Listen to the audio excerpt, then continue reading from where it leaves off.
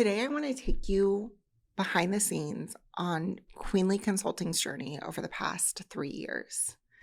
From starting with a single service offering to working with seven-figure clients, it has been a wild ride full of ups and downs, but every step has brought us closer to our ultimate goals.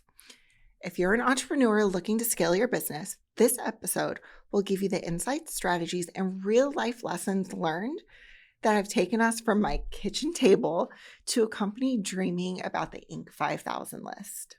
Queenly Consulting started with a single 8-week social media coaching program.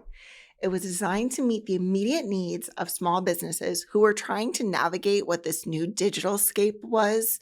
We all know that the pandemic really shifted the way that social media was being used, and starting this in August of 2021, we were coming out of that and people were really trying to figure out, how do I find my space in this digital world?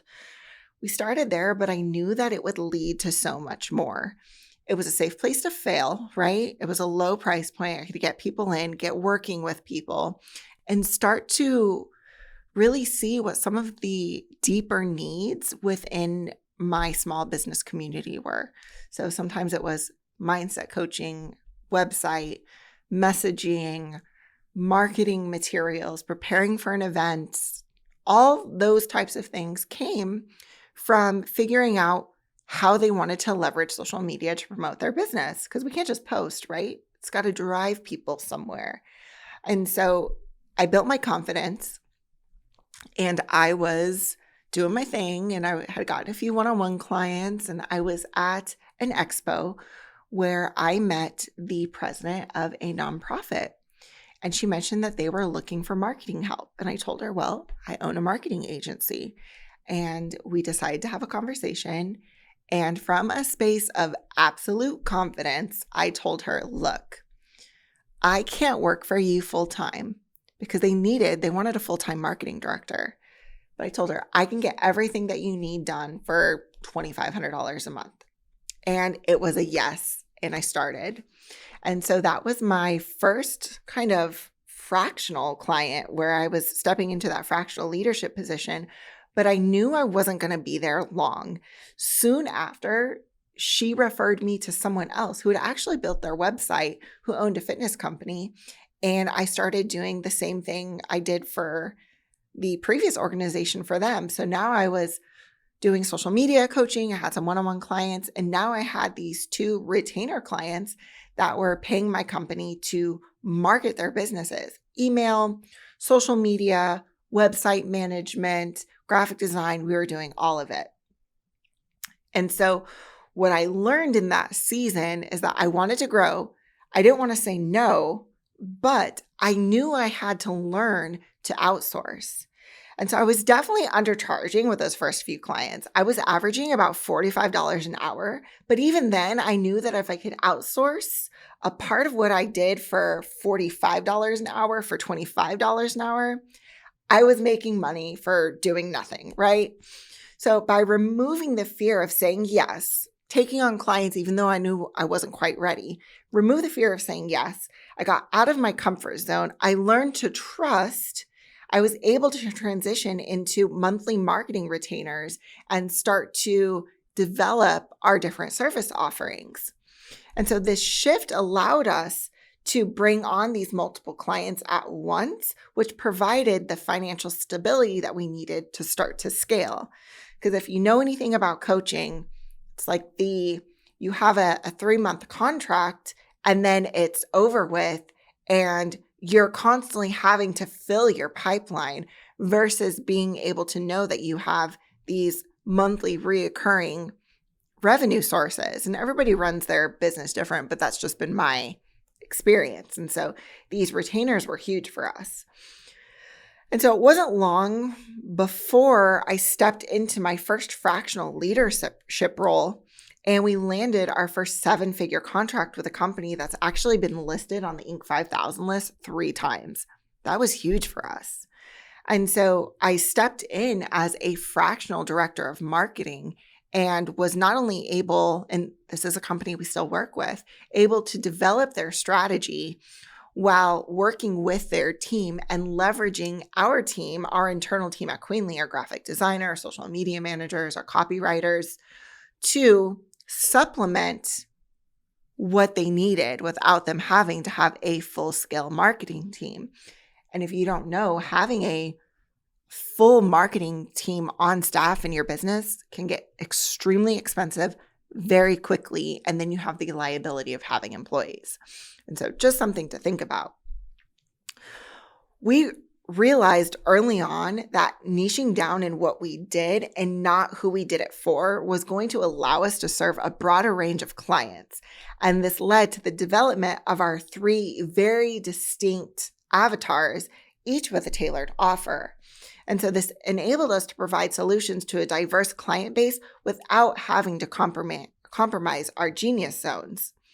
And so we have our entrepreneur avatar, which is our coaching programs and one-on-one and a lot of that. And then we have our small business tactical marketing avatar, where we're stepping in, providing those marketing services like just social media, just email management, maybe a package of all, some graphic design, some website development. And that's where that lives. And then we have our corporate client, which needs that fractional leadership and someone to help them bridge the gaps between customer service, marketing, and sales. Because it may be an unpopular opinion, but I truly believe that good marketing solves any problem in your business, whether it's internal or external. And so one of our proudest achievements is working with this 3 times Inc. 5000 listed company. It's a testament to how far we've come from coaching clients in my kitchen. I would even serve them breakfast to partnering with these large corporations. And so if you're listening and I've ever served you a meal alongside your coaching session, make sure you rate it on a scale of 1 to 10 in the comments. And I know it was probably a 10. So it took time, but we were able to attract that type of client by consistently focusing inward and challenging ourselves on how we could serve the clients we had to the best of our ability. We didn't chase shiny things, the newest trend, threads, Twitter. We didn't do it.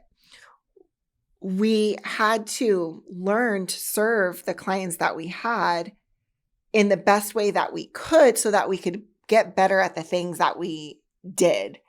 I know that almost feels like an alliteration, but the reality is if you can't solidify what you have in your company and know that it is top notch from start to finish, and at the end of whether it's a contract, a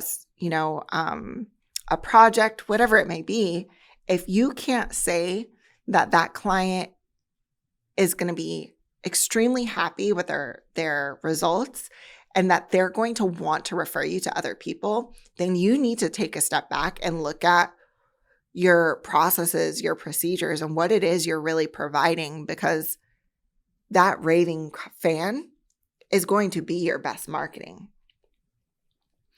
And so this growth that we experienced, it didn't come without some sort of opportunity cost. And in my experience, it's always been a balancing act between time and money, especially during times of rapid growth. The biggest challenge for me has always been figuring out the sweet spot between not enough money and not enough time. And it comes to the point where you have to decide what's more important. Is it driving more money into the business, or is it spending more time with the people that matter to you? And I know that it can seem like, oh, that's an easy answer, but there are seasons where it looks very different. We've currently been in a season in our company where we have been focused on growth and expansion and creating new products and leveraging new marketing strategies. This podcast is part of it. But in that season, I've had to focus more on the business, focus on investing my time into the business, working late, and really showing up. I hate to say it this way, but the bare minimum for my family.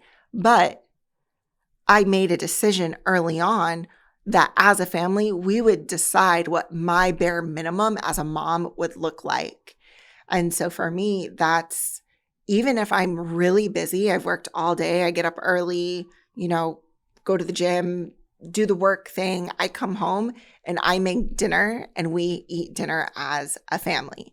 We try to do that as often as possible. And if that means I'm working while making dinner, multitasking, it's my favorite thing ever. Joke. But, we decided that that's what was important, and that's where I show up in a way that only I can show up for my family. And so that's been the season. And so I mentioned before that I learned that if I could outsource things for less than I was getting paid for, I was making money. And that was part of our growth strategy. So Don Sipley, who you might remember from episode 3 of the Boss to Art podcast, gave me this game-changing piece of advice that makes absolute sense. Make a list of what you hate and then hire for that. I really had no business doing graphic design and building websites. I loved it, but I wasn't great at it, and it took a lot of time. So that led me to hire our first graphic designer, which was just an absolute pivotal moment for growth with us. My graphic designer was my first hire, and we have been huge blessings to one another in different seasons. I think we would both say that we have each other's backs, absolutely, and that we want to see Queenly succeed. And that's really, really important. You can hire contractors, you can outsource things on a project basis, but having people that are invested not just in themselves, but invested in seeing the company succeed because they know there's a bigger picture is one of the most important things that you can look for in bringing someone onto your team. My next hire was a social media manager. It was project-based, and we had an agreed amount that they were paid for each contracted package, so their pay would scale as the clients came. During this process, I've tried really hard to keep overhead as low as possible so that there were funds to reinvest back in the business. And hiring the graphic designer freed up my time, and bringing on the social media manager allowed me to focus more on strategy, which was really what got our clients moving and growing and seeing the results that they needed to see. And those hires were instrumental in scaling Queenly. We absolutely would not be where we are today without those 2 initial hires and me being willing to trust, say yes, and delegate appropriately to them to get things done. I have entertained the idea of I could just do it all myself, but the reality is I couldn't. And Queenly would not be here and experience the growth that we have if I had decided to continue just to do everything by myself.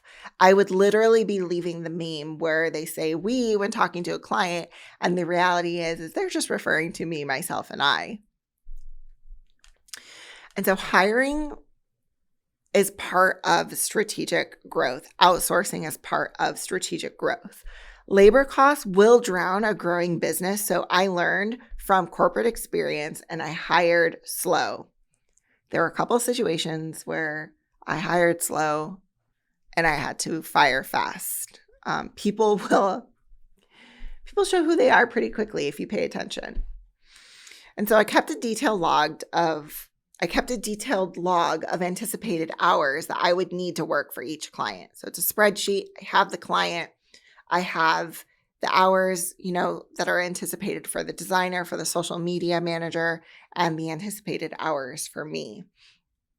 And so this way I would know when I was at capacity and needed to shift something to someone else's plate. This was part of my delegation process, and also trying to achieve not balance, because I don't believe that balance truly ever exists, but I could achieve appropriate work-life integration as the seasons changed in the business. There's a difference with working in and working on your business.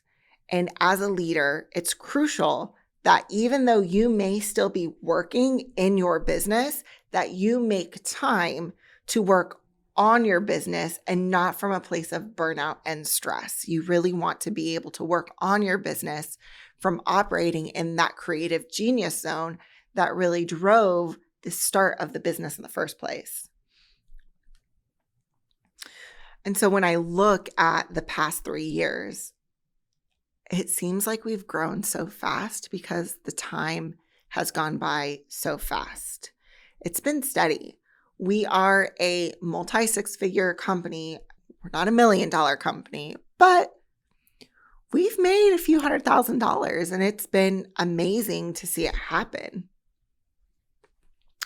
What I can say with that steady growth is that we've had that healthy movement in our business that we encourage all of our clients to pursue. We've spent very little on traditional marketing. So I'm not advertising in magazines and billboards. I'm not spending a whole lot of money on Facebook ads. I am building a business through referrals and strong relationships, which means it's so important for me as a business owner to be in my community and talking to all the right people, all the right times. I laugh and I say, it's time to shake all the hands and kiss all the babies. Because it builds trust. It builds relationships. You have the right type of conversations in those spaces to move your business forward. And so much comes from building a referral-based business.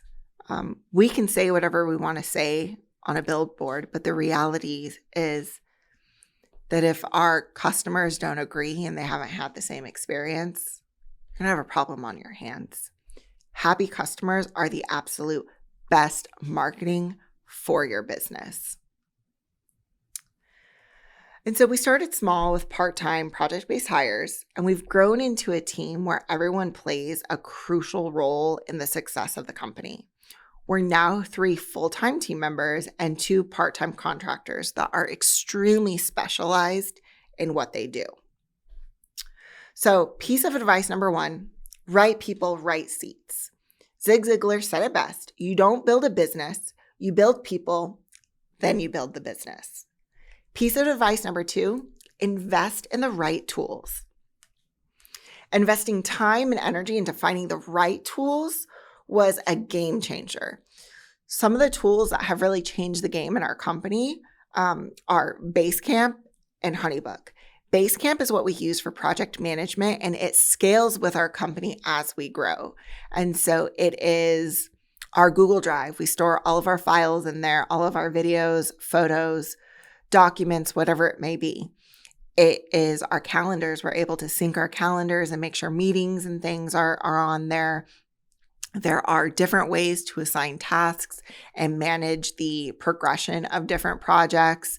And it provides everything that we need from a communication basis. And so not only are we using it to manage our team, but we are also using it to manage our clients. And it gives them a very forward, it's very, very forward where they need to communicate, how they need to communicate. And it keeps us from having that mess that you can sometimes experience where, oh, well, I got a text message and then I got an email and then I made a comment on the document that you made, and the communication ends up being everywhere and then something slips through the cracks. And so Basecamp has really been that amazing tool for us in staying organized through the periods of growth. The second piece is Honeybook. And so managing financials and managing contracts can get very convoluted very quickly. I am very experienced with HubSpot. HubSpot is one of the best CRMs out there, but it gets expensive very quickly. And if you start adding people and different things, I mean, next thing you know, you're at a $500 a month expense, and you've got to be a pretty big business in order to carry that sort of overhead for simply your CRM. They have a $50 option, but it didn't include the DocuSign, which I talk about in different spaces, but the importance of your contracts and them being signed and being able to provide all of that to your clients in a way that is easy is so important. So I dove into Honeybook. I saw it through an influencer. Yay for affiliate marketing. I opted in and I've been there ever since. And we are able to manage our client onboarding, our contracts, our payments. And so think about it. You have a $60,000 contract and the client pays you every month. You don't want to have to manually send that invoice every month. You don't want to have to send payment reminders. You don't want to have to scan a contract in and ask them to sign it, scan it back, and then you sign it and then send it back. And you also don't want to have to pay for another service to provide that. And so Honeybook puts all of that together, and from proposal to opt-in to invoice to signatures to payment to setting timelines, tasks for specific check-ins, and even managing the post-service surveys, those customer surveys that let you know whether or not you're doing a good job. It does all of that. And so those are two tools that have been incredibly helpful in growing the business. And clarity is kindness. And when you have the right tools in place, the right workflows, the processes, the procedures, you build a space where people want to work and they're excited about it and they're excited about being what's built. And I think you'd be surprised when you take your team and you include them in the process of up-leveling, how excited they are to play a part. And so now we're in this space where we're doing a lot of the same things for different clients. And it's really important that we have a process that we follow so everyone gets the same quality of experience. I want to say the same experience because it will be different, but we want to make sure that the quality, the communication, the opportunities for feedback are the same for everyone. And so now we're developing process maps and SOPs and videos that go along with that because everybody learns differently. But that way there's no question on how exactly something needs to be done. And so right people, right tools, and part of those right tools are developing those processes and procedures so everyone is on the same page. All the time and energy that was put into growing at just the right pace was worth it when we hit our first 20K month in May of 2022. This 20K month was really a turning point, and it's something that will come up a lot when I talk about business, because a lot of people will talk about, get to 10K months, 10K months, 10K months. And I see it in these coaching programs where everyone is like, let me help you hit your first 10K month. But the reality is when you start looking at overhead, marketing efforts, outsourcing different tasks so you're not overloaded, and then trying to pay yourself a fair salary on a regular basis, that 10K goes really, really quick. And so it wasn't just about the money, the $20,000 a month. It was about realizing that we had the potential to scale at that point and do so in a way that was absolutely sustainable. Once again, experiencing that healthy movement in our business. And from that point forward, our investments really needed to matter. If we were going to grow, if we were going to start leveraging those funds to get to the next level, we had to make sure it was in the best places possible. I don't know if I've mentioned this before, but Queenly has been completely self-funded. We haven't taken out a bunch of business loans. I've got about $15,000 in business credit that is revolving, and we use it for a lot of different things. And we've used that to grow in different seasons, and it's been used to cover things when we're short. But the reality is we really don't have money to burn, and I don't want to be a company that just spends money to spend money. Unless it's for coffee, because good coffee matters, so we always have a coffee budget. But I've always believed that investing in people and education is the way to go. And so we've prioritized hiring the right talent and then invest in them to help stay on top of industry trends and practices. And so I love the concept of hire for attitude and train for skill. There needs to be a certain level of skill set in the people that you hire. However, it's the attitude that matters. Do they walk in and not feel like their shit doesn't stink? That's what you don't need to have in your business. You want somebody who can express what they've accomplished, what they want to accomplish, and then being open to you helping strategize and provide the tools to get them to where they want to be. And it just so happens they get to be where they want to be within your company. I know that people will likely not work for Queenly Consulting their whole lives. The average is most people change jobs every 2 to 3 years, and I think it's actually less than that now. But I want people to have a really amazing experience when working with my company. I also want to be that company that when they see us on someone's resume, they can say, wow, she worked for Queenly. I know what it is I know what it is that they do, and I know what she's going to bring to this space or what he's going to bring to this space. I don't need to be a place where somebody works with us forever, but I really do want to be one hell of a starting off point for sure.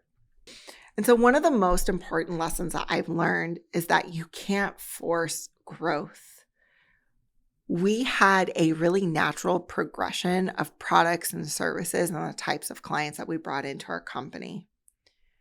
But when you're trying to force it and you're trying to develop too much at once, you chase the shiny thing, it often leads to burnout.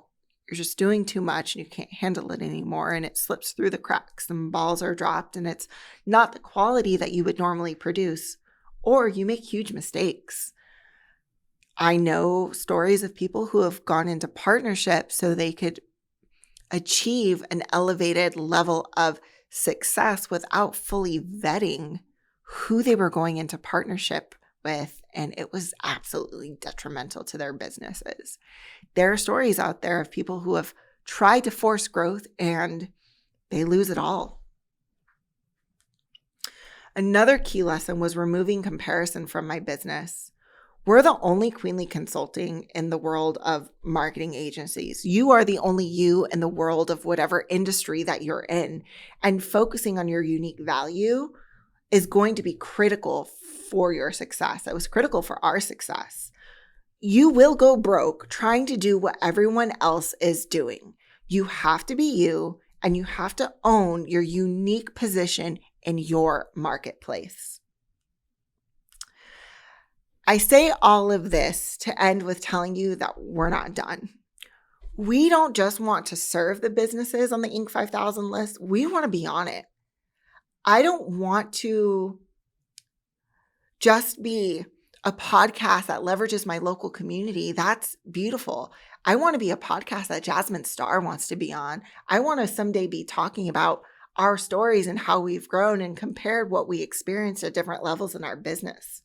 This isn't just about growth. It's about positioning Queenly Consulting as a leader in our industry. But as we've grown, I really do miss the one-on-one coaching, and I really miss working hand in hand with small business owners and the entrepreneurs just starting out. I truly believe at my core that when small business owners succeed, it inspires people everywhere. Think about your neighbor who steps out in faith to start their own business, and a few months later, you see the truck pulling in that's completely wrapped in their business branding. It means something when people you know step out in faith and make it. And so my problem is that the one-on-one coaching, it's not scalable for me in this season. Maybe someday, but it definitely fills my cup. And as business owners, we do need to do things in our businesses that fill our cups. So I cloned myself.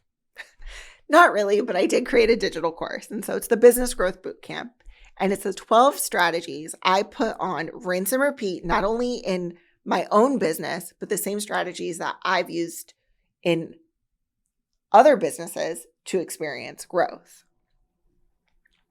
And so it's packaged into a 12-week course, and we do weekly group coaching where you have an opportunity to ask questions, and I teach on a deeper level on topics that we introduce in the course. It's an incredible product. I've gotten amazing feedback on it, and it's $97. I needed to keep it affordable so people who purchased it could focus on investing time into learning and not worry about how they were going to afford to pay for the course. And so our goal is to bring 1,000 entrepreneurs through the Business Growth Bootcamp by April 1st, 2025. It's a big goal, but I know that we can do it. And so if you're listening to this podcast and you're thinking about starting a business or you're feeling stagnant in your current space, you should definitely enroll. It'll set your foundation, or it will reveal some cracks in your foundation, your business foundation that need repair.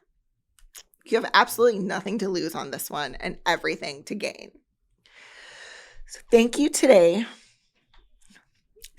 for being here with me today on the Boss Too Hard podcast, where we dive deep into the turbulent ways of entrepreneurship. If this has helped you in any way, make sure to like and subscribe, and I will see you next week.